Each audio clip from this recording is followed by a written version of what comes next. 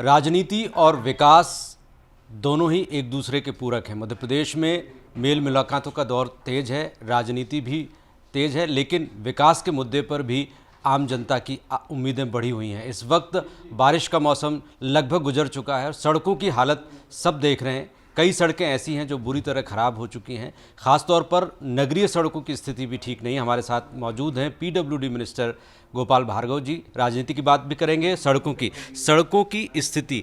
आप जब सरकार में आए थे तो आपने कहा था कि बहुत अच्छी सड़कें होंगी, व्यवस्थित सड़कें होंगी और लोगों को सड़कों के मामले में कोई शिकायत नहीं होगी, लेकिन देखने में ये आ रहा है कि लोगों को अच्छी सड़कें मुहैया नहीं हो पा रही। ये बात सही है कि 2003 के पहले सड़क, बिजली और पानी, तीन मुद्दे थे प्रमुख रूप से जिनसे सरकार बदली। हम लोग आए सरकार में।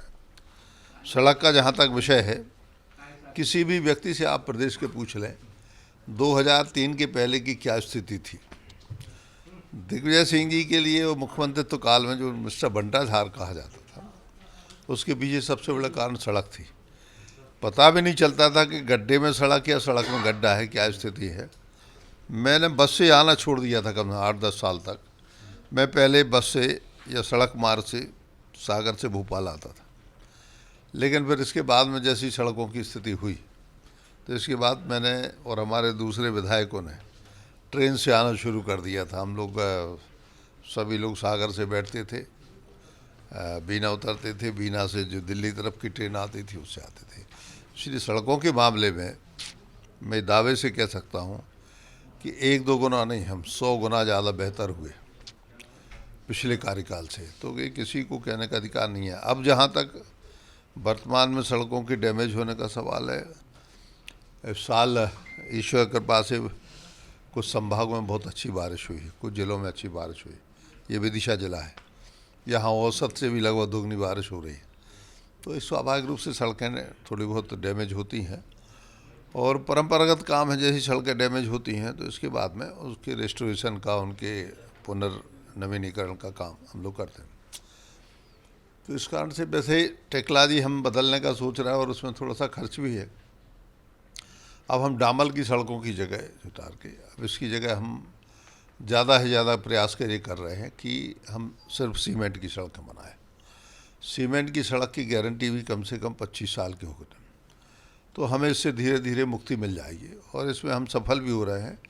बहुत बड़ी संख्या में सीमेंट की सड़कें भी प्रदेश में बन रही हैं। तो ये समस्या जो है आगे आने वाले वर्षों में हल होगी। दूसरी चीज़, जो सड़कें हैं उनमें गड्ढे बड़ी समस्या। छोटा सा गड्ढा होता है, वो बढ़ के पूरी सड़क को ख़राब कर देता है।